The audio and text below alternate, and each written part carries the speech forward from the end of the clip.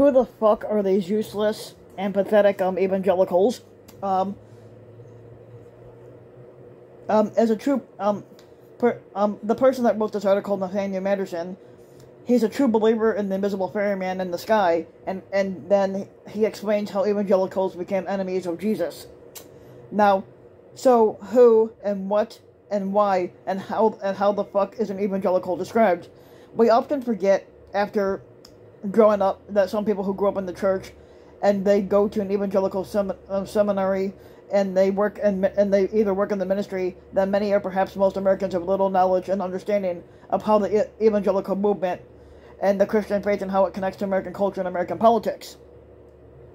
I would say that most Americans are frustrated at the disproportionate influence and political power the evangelical Christians hold. For some, the frustration is more personal because of how they've been treated by the church. Either way, this mysterious species, the evangelicals as we like to call them, seem to be a major fucking problem in American society. Nathaniel Manderson, who's a trained evangelical and an ordained minister, and on his part he would have to say that he completely agrees. Now, who the fuck are these evangelicals? First off, their true ancestors are the Pharisees of the New Testament, to which Jesus describes as being obsessed with legalistic questions about neglecting the more important matters of the law, like justice, mercy, and faithfulness, and the Pharisees is the primary group that had Jesus killed. Much like the Pharisees, today's American evangelicals do not represent the faith in any genuine way. They have done more damage to the name of Christianity than any group that we can think of. Now, their misuse of the Christian faith as a political weapon against anyone they see as an enemy is driven primarily by greed and a thirst for power. The sheep who follow the most prominent evangelicals are also guilty of refusing to question the so-called leaders of the Christian faith. It's measuring their pastor's word and deeds against the life and teachings of Jesus Christ. Attending church does not mean that we check our brains at the fucking door. Now, what are these fucking pathetic evangelicals? Currently and historically, they are nothing more than a political action committee. They have nothing to do with the foundations of the Christian faith. Their political agenda is based on nothing more than just hate, rejection, condemnation, and self-righteousness. Now, the biblical Pharisees, who were the enemies of Jesus, used their political connections to have him killed. In our own time, these new Pharisees used their enormous political influence to reject all foreigners, deny health insurance to millions of Americans, judge the poor as lazy, refuse any and all regulation of deadly firearms, and stand in opposition to equality of opportunity. In short, they stand side by side with the oppressors on virtually every fucking issue. Now, why are there evangelicals? Now, as with the Pharisees of the time of Jesus, these evangelical leaders formed a group because the version of their faith was being pushed aside, or so they believed.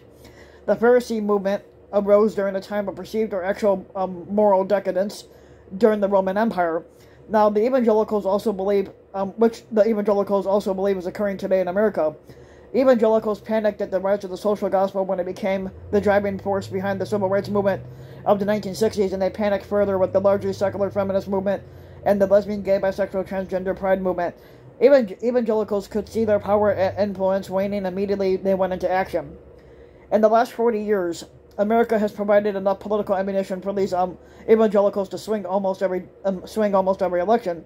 Now, dating back to Ronald Reagan back in the 1980s, in that decade, AIDS was seen as God's judgment on the gay lifestyle, while cultural phenomena from Madonna to Howard Stern to hip-hop and increasingly open discussion of sexuality all became symbols of America's fatal decadence. In the 90s, evangelicals became obsessed with Bill Clinton's various TV scandals, the TV shows that depicted gay characters or women who had abortions, and still more rap music and video games. In the 20 years since that has aged, evangelicals have fought a long battle to recriminalize abortion, which they are winning on, along with brand new issues like public bathrooms, health care for transgender teens, and how we teach about America's racial history or issues of sexuality in school. And then came their Satanists in the form of Donald Trump to solidify their hypocritical faith. Now, woe to you, teachers of the law and Pharisees, you hypocrites, says Jesus in Matthew 23. On the outside, you appear to people as righteous, but on the inside, you are full of nothing but hypocrisy and hate and hatefulness. Now, how are the evangelicals? As a believer in the visible ferryman in the sky who's keeping score, Matthew Manderson must admit that the church doesn't tend to draw in people who like to question things. As a result, when thousands of evangelical preachers push forward a message that has no fucking basis in the most fundamental elements of the Christian faith, the sheep sometimes just say, bah.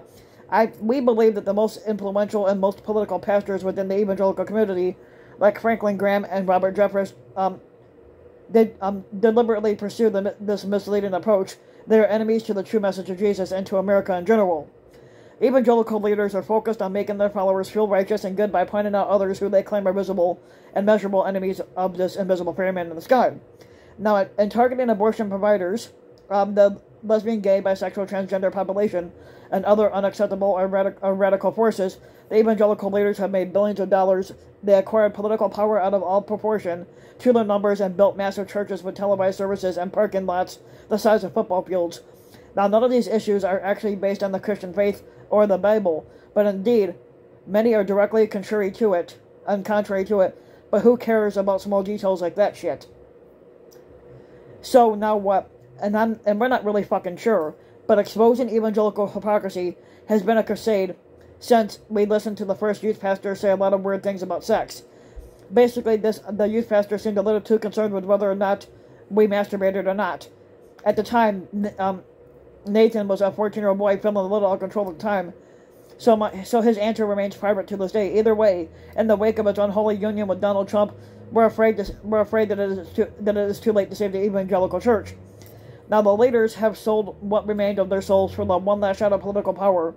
Among the few who do not support Trump publicly, most would probably still vote for him if he runs for squatter again. Now, history teaches us that in this time, these fucking people will lose.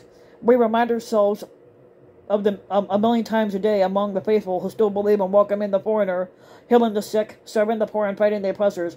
We are mostly grateful that we are not alone in faith and philosophy. It's just that most of the brothers and sisters who share their most important views don't go to church anymore. Many don't believe in the invisible ferryman in the sky, and we're all right with that. But those have always been my favorite type of people anyway. And as Jesus would say, those are not the most important matters of the law right now.